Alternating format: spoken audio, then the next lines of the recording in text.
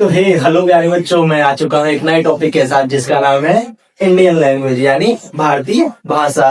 तो आइए आज हम इसके बारे में जानते हैं। तो भाषाओं को समझने से पहले हम जानते हैं कि भाषा होती क्या है। देखिए, मैं और आप एक भाषा बोलते हैं। जैसे मैं अभी आपसे बात कर रहा हूँ हिंदी में, तो हिंदी क्या है? ये भाषा है। वैसे ही हर राज्य की कोई ना कोई भाषा है।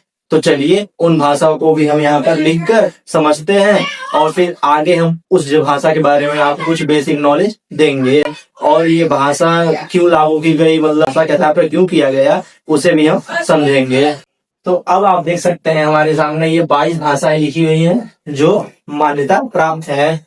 जैसे पहला हमारा है कश्मीरी, सिंधी, पंजाबी, हिंदी, गुजराती, मराठी, नेपाली, असमी, उड़िया, तेलुगु, तमिल, मलयालम, उर्दू, संस्कृत, बोडो, डोगरी, मैथिली, संथाली, बंगाली, कन्नड़, मणिपुरी, कोंकणी। ये 22 भाषाएं सरकार द्वारा मान्यता प्राप्त है जिन्हें अलग अलग राज्यों में बोला जाता है। वैसे देखा जाए तो भारत में कई सारी भाषाएं बोली जाती है, पर केवल मान्यता प्राप्त 22 ही है। अब तो आइए अब समझते हैं कि भारत के राज्यों का गठन भाषा के आधार पर क्यों किया गया।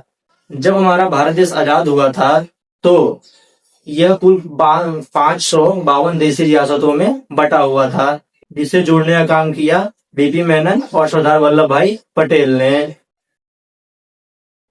इन दोनों लोगों ने बड़ी ही चतुराई से 549 कितने 549 देशी रियासत कितने 549 देशी रियासतों को विलय पत्र पर हस्ताक्षर करवा लिया। मगर 3 राज्यों ने भारत में विलय होने से मना कर दिया। वो राज्य कौन कौन से थे? पहला था जूनागढ़, दूसरा था जम्मू कश्मीर और तीसरा था हमारा हैदराबाद। इसमें से हैदराबाद काफी बड़ा एरिया था। अगर ये बोलने लगा कि हम पाकिस्तान में मिलेंगे, पर लेकिन सरदार वल्लभ भाई पटेल ने अपने कूटनीतिक तरीके से इसे भी भारत में विलय करवा लिया। जब सभी 552 देशी रियासतें विलय पत्र पर हस्ताक्षर कर देती हैं, तो अब बारी आती है इनके नामकरण की। तो नामकरण को लेकर काफी परेशानियां आ रही थी।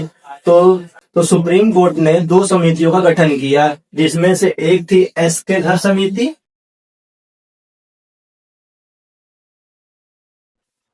और दूसरी हमारी थी जेवीपी समिति। इसमें से जेवीपी समिति में जवाहरलाल नेहरू थे और सरदार वल्लभ भाई पटेल थे और हमारे पट्टाभी सिद्धारमैया थे। इन तीनों को मिलाकर बनी थी हमारी जेवीपी समिति। तो इन दोनों समितियों ने अपने अपने सर्वेक्षण के अनुसार बताया कि राज्यों का गठन भाषा के आधार पर नहीं करना चाहिए। इसके विरोध में सन 1952 में श्री पेट्टू श्रीरामुलु भूख हड़ताल पर बैठ जाते हैं और लगभग 56 दिनों तक ये भूख हड़ताल पर बैठे रहते हैं और कहते हैं कि हमारा एक अलग राज्य कर दीजिए, आंध्र प्रदेश, जिसका नाम होगा, या तो फिर पूरे मद्रास में तेलुगु भाषा कर दीजिए। पर इनकी मांगों को स्वीकार नहीं किया गया और लगभग 56 दिन के अनशन यानी भूख हड़ताल पर बैठे रहने के कारण इनकी मृत्यु हो जाती है, जिसके कारण जनता में आक्रोश पैदा हो जाता है। तो हार मानकर नेहरू जी को भाषाई आधार पर गठित करना पड़ता है।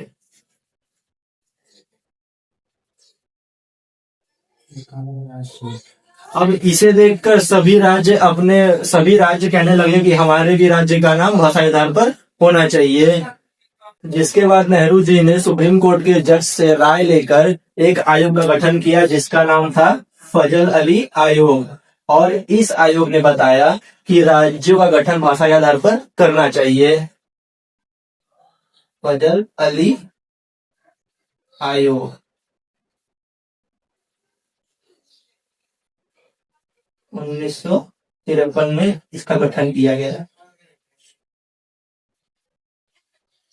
जिसके बाद संविधान में 7वां संशोधन किया गया और 14 राज्य और 7 केंद्र शासित प्रदेश बनाए गए।